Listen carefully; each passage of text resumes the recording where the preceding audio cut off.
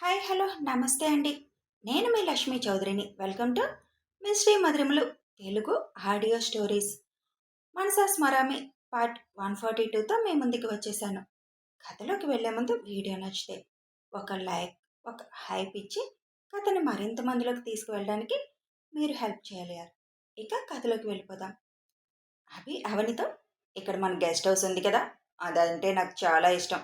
మన sweet memories అన్నీ అక్కడే అవ్వాలని నా కోరిక. పైగా ఒక్కరోజుకి ఇంకెక్కడికి వెళ్తాం అని అవనిని ఓరగా చూస్తూ చెబుతాడు అభి. గెస్ట్ హౌస్ అని అనగానే బావుకేమైనా నిజం తెలిసిందా అని ఆలోచిస్తూ ఉంటుంది అవని. ఒక రూట్లోకి వెళ్ళగానే నేను చెప్పాను కదా, నా స్వీట్ హార్ట్ కనిపించిన రూటు ఇదే. ఆ రోజు నా ప్రాణాలు కాపాడడానికేనేమో ఇదే రూట్లో పరిగెత్తుకుంటూ వచ్చింది అని అభి చెప్పగానే ఆ రోజు చీకటిలో టెన్షన్లో చూసిన తనకి ఆ రోడ్డు గుర్తులేదు, కానీ రౌడీలు తన వెనక పడింది మాత్రం గుర్తుకొస్తుంది. ఒకవేళ అభి వాళ్ళ కారు అటు రాకపోయి ఉంటే తన పరిస్థితి ఏమయ్యేదో ఊహించుకోగానే, ఒక్కసారిగా ఆ ఘటన గుర్తు చేసుకోగానే ఒళ్ళు షివరవుతుంది. అవునవని, నువ్వు ఇంటర్వ్యూ అటెండ్ అవడం కోసం బెంగళూరు వెళ్ళానన్నావు కదా, బహుశా అదే టైంలో అనుకుంటా తను కూడా ఇంటర్వ్యూ కోసమే వచ్చాను అంది. నువ్వు చూసే ఉంటావు తనని ఇంటర్వ్యూలో, ఎందుకంటే తను కూడా అదే కంపెనీకి వచ్చింది అని అవని వైపు చూస్తూ చెబుతాడు. ఏం మాట్లాడకుండా ఆలోచిస్తూ ఉంటుంది. ఇప్పటికే ఆ ఫేక్ని నన్ను అనుకొని తన గుండెల్లో పెట్టేసుకున్నాడు. ఆ అమ్మాయి నేనే అయినా ఎవరినో తను అనుకొని అలా తన గుండెల్లో పెట్టుకోవడం నాకు నచ్చడం లేదు. ఆ అమ్మాయిగా అయినా అవనిగా అయినా తన గుండెల్లో నేనే ఉండాలి. అసలు ఏ విధంగా నిజం చెప్పాలో అర్థం కావడం లేదు, కానీ చెప్పాలి అని ఆలోచిస్తూ ఉండగానే గెస్ట్ హౌస్లోకి ఎంటర్ అవుతుంది అభయ్ కారు. ఆ గేట్ దగ్గర నుంచి తను ఆ రోజు బయటికి వెళ్ళడానికి చేసిన ఫీట్లు గుర్తుకు రాగానే అవని ఫేస్లో చిన్న నవ్వు వస్తుంది. ఆ రోజు గేటు దాటేటప్పుడు జీవితంలో మళ్ళీ మిమ్మల్ని కలవకూడదు అనుకున్నాను, కానీ 7 నెలలు తిరిగేసరికి మీ భార్యగా మళ్ళీ ఇక్కడ అడుగు పెడుతున్నాను. అంత కలలా అనిపిస్తుంది. కనీసం 2 నెలలు కూడా తిరగక ముందే మీరు నా ముందుకొచ్చారు. ఎన్ని సంవత్సరాలు పడుతుందో నేను మళ్ళీ మీ ఎదురు పడడానికి అనుకున్నాను, కానీ దేవుడు మన ఇద్దరిని కలపడానికి అంత తొందరగా దగ్గర చేస్తాడని అనుకోలేదు. ఒకసారి పుట్టిన వెంటనే మీకు దూరమైపోయాను. మళ్ళీ కలవడానికి 23 ఏళ్ళు పట్టింది. ఇప్పుడు కలవడానికి జస్ట్ 6 నెలలు మాత్రమే పట్టింది. తనలో తాను ఆలోచించుకుంటూ ఉండగానే లోపల కారు ఆపుతాడు అభి. అభి కారు దిగిన ఇంకా అలాగే కూర్చున్న అవనిని చూసి అవని వైపు వచ్చి డోర్ తీసి, ఇక్కడే ఫస్ట్ నైట్ చేసుకుంటావా ఏంటి అని అల్లరి నవ్వుతూ అడుగుతాడు అభి. వెంటనే కారు దిగుతుంది అవని. లోపల నుంచి పనమ్మాయి వచ్చి బ్యాగ్ తీసుకుని వెళ్ళి లోపల పెట్టేసి, వాచ్మెన్ భారీ కావడంతో తను ఏదైనా అవసరమైతే పిలవండి అయ్యా అని అక్కడి నుంచి పక్కనే ఉన్న వాచ్మెన్ వాళ్ళ కోసం కట్టిన క్వార్టర్లోకి వెళ్ళిపోతుంది. అవని చేయి పట్టుకొని ఇంట్లోకి అడుగు పెడతాడు. ఆ రోజు ఆ ఇంట్లోకి తను అడుగు పెట్టింది, తర్వాత జరిగింది మొత్తం కళ్ళ ముందు మెదులుతూ ఉంటుంది. అభి డైరెక్ట్గా ఒక రూమ్ ముందుకు తీసుకువెళ్ళి, ఇదే అవని, ఆ రోజు నేను నా స్వీట్ హార్ట్ గడిపిన గది, నా ప్రాణాలు తను కాపాడిన గది, తన సర్వస్వాన్ని నా కోసం దారపోసిన గది అని చెబుతాడు అభి. అప్పటికే 7 అయిపోవడంతో, సరే వెళ్ళి ఫ్రెష్ అయ్యి రాపో, డిన్నర్ చేద్దాం, మళ్ళీ మనకి చాలా పని ఉంది కదా అని వేరే రూమ్లోకి తీసుకువెళ్తాడు అభి. ఆ రూమ్లోకి ఎందుకు తీసుకెళ్లేదు తెలుసా? అది కేవలం తనకి నాకు మధ్య జరిగిన దానికి గుర్తుగా ఉంచేశాను. సర్లే, ఇప్పుడు నీకు తన గురించి చెప్తుంటే చాలా జలస్ వస్తుందేమో అని. ఫ్రెష్ నువ్వవుతావా నేను చేయించిన అని కొంటిగా అడుగుతాడు అభి. నేను మీతో ఒక విషయం చెప్పాలి బావా అని అంటుంది ధైర్యం చేసి. ముందు ఫ్రెష్ అవ్, తర్వాత తేలిగ్గా మాట్లాడుకోవచ్చు అని అంటాడు అభి. ఆహా, ముందే చెప్పాలి అని అంటుంది అవని. సరే ఏంటో చెప్పు అని పైకి అని, ఇప్పటికైనా నీ నోట్ల నుంచి బయటకు వస్తుందా విషయం, వినాలని ఉంది. నేనే అమ్మాయినని నువ్వు చెప్తే వినాలనుందని మనసులో అనుకుంటా బెడ్ పైన కూర్చుంటాడు అభి. ఎలా మొదలు పెట్టాలో అర్థం కాక తర్జన భర్జనలు అయిపోతుంది 2 నిమిషాలు. కానీ నోట్ల నుంచి మాట మాత్రం బయటికి రావడం లేదు. ఒక్కటే భయం పట్టుకుంది. ఇన్ని రోజులు చెప్పకుండా ఎందుకు దాచావు అని కోపంగా మారిపోతాడేమో అని భయం. ఆలోచిస్తూనే నుంచున్న అవనిని చూసి, నోట్లో నుంచి బయటికి మాట రావడానికి ఎందుకు భయపడుతున్నావో అర్థం కాలేదు. అసలు చెప్పడానికి అంతెందుకు ఆలోచిస్తున్నావు? ఇలా కాదు కానీ అనుకొని ఏదో మాట్లాడాలన్నావు, మళ్ళీ మాట్లాడకుండా ఆలోచిస్తున్నావు. ఇంకా ఆలోచించడానికి ఏముందవని అడుగుతాడు అభి. ఇప్పుడు కాదు, భోజనం చేయకముందే చెప్తే కోపంతో తినడం కూడా మానేస్తాడేమో అని నేను ఫ్రెష్ అయ్యి వచ్చి మాట్లాడతాను అని అక్కడి నుంచి వాష్రూంలోకి వెళ్ళిపోతుంది. అభి తల కొట్టుకుంటూ తన డ్రెస్ తీసుకొని ఇంకో రూంలోకి ఫ్రెష్ అవ్వడానికి వెళ్తాడు.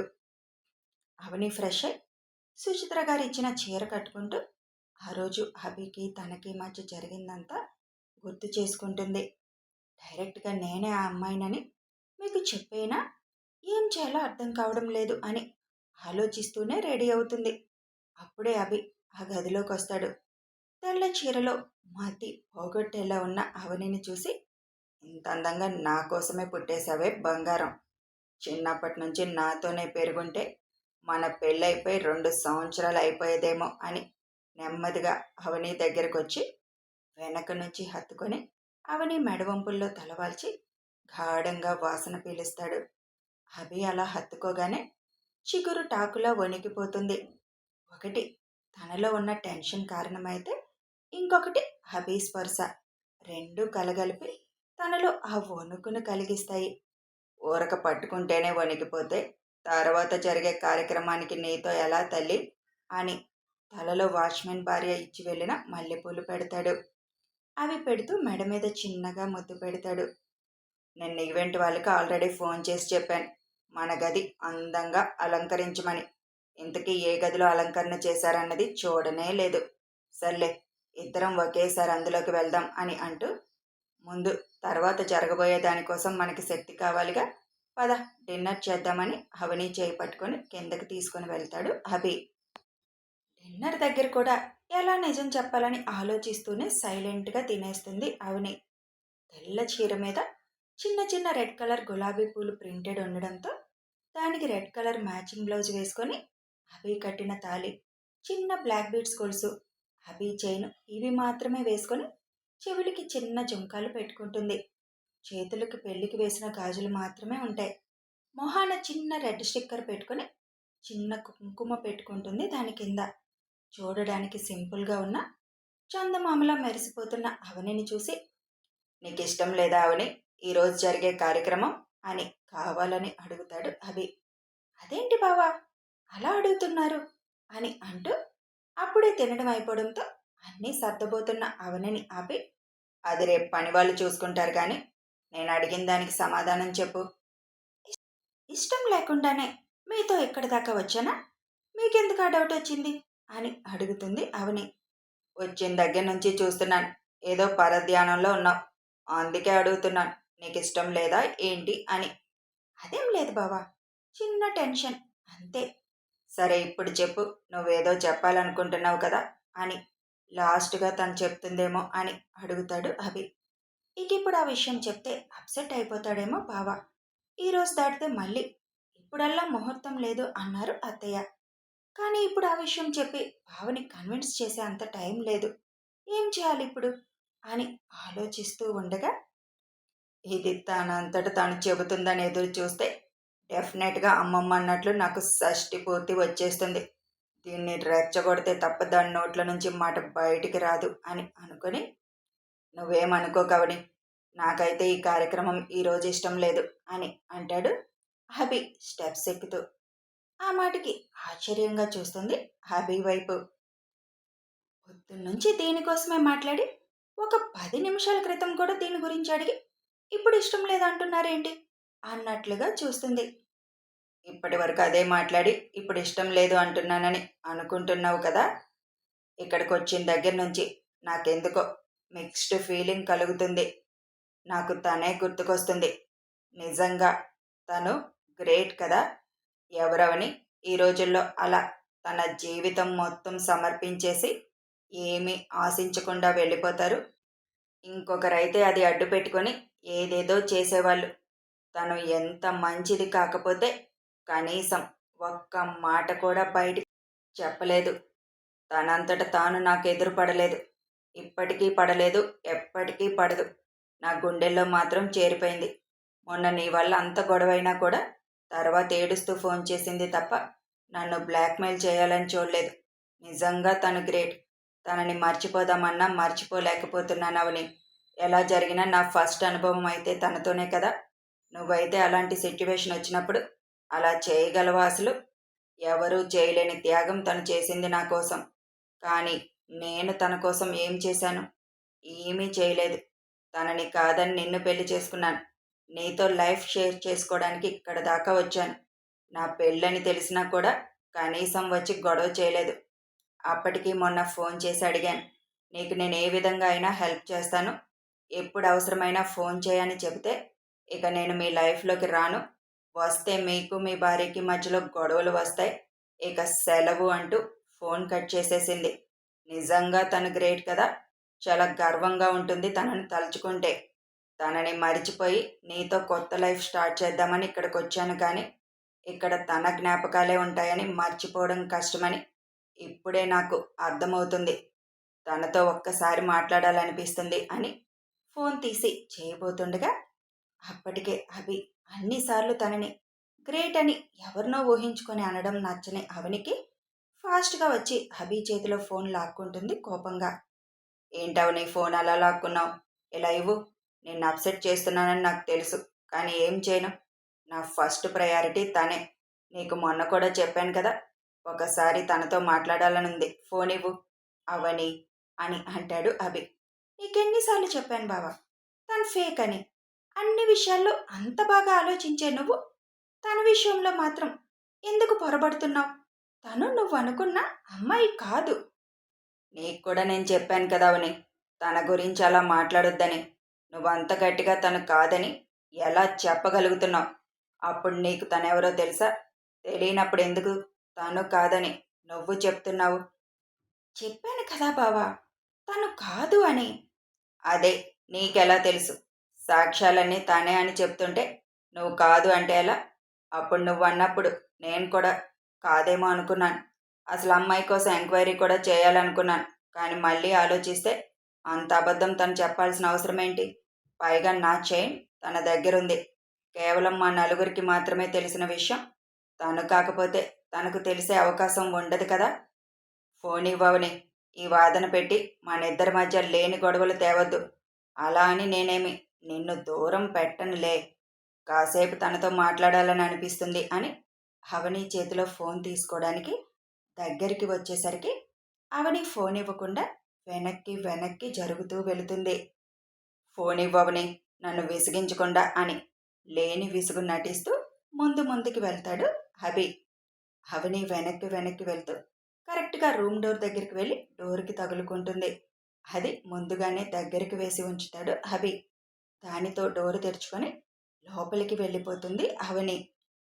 అభి కూడా తన ఎదురుగానే వెళ్తూ ఫోన్ ఇస్తావా ఇవ్వవా అని గట్టిగా అడుగుతాడు. నేను ఇవ్వను బావా. ఎన్నిసార్లు చెప్పాను తను ఒరిజినల్ కాదు అని. నువ్వు అనుకునే అమ్మాయి కాదు అని. ఎందుకు నా మాట వినట్లేదు నువ్వు? ఒకసారి ఆలోచించు. తను అసలు చెప్పింది నిజమా కాదా అని. ఏమీ ఆశించిన అమ్మాయి నీ దగ్గర 25 లక్షలు ఎందుకు అబద్ధం చెప్పి తీసుకుంది అని అడుగుతుంది అవని. తన తండ్రికి బాగలేదు. అప్పటికి నన్ను అడగలేదు. నేనే తనకిచ్చాను.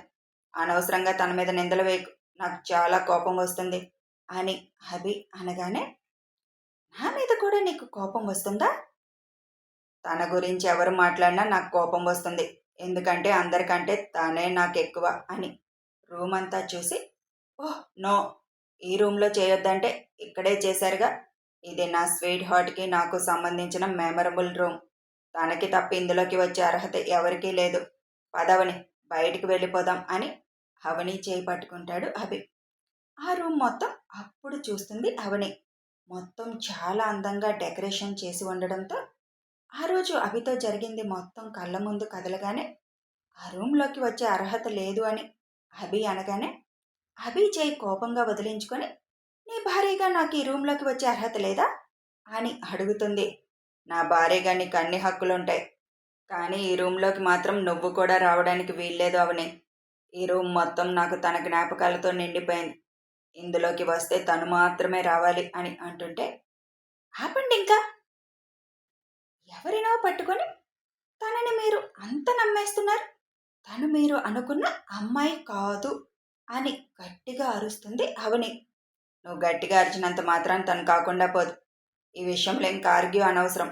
రా బయటికి వెళ్ళిపోదాం అని అవి అంటుంటే, నాకే అవసరం ఈ విషయం మాట్లాడడం అని అంటుంది అంతే కోపంగా.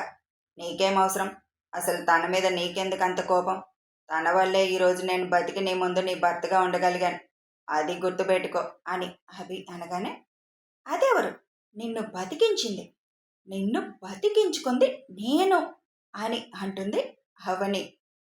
కథ కొనసాగుతుంది. హమ్మయ్య! ఫైనల్లీ అభి కష్టపడి డ్రామా ఆడి నోటి నుంచి ఒక మాట అయితే తెప్పించాడు. ఇక మొత్తం చెబుతుందా తెలియాలంటే ఫాలో అయిపోండి. వీడియో నచ్చితే ఒక లైక్ చేయండి, షేర్ చేయండి. కామెంట్స్ రూపంలో మీ అభిప్రాయం తెలియచేయండి. సబ్స్క్రైబ్ చేసుకొని ఛానల్ సపోర్ట్ చేయండి. Thanks for watching.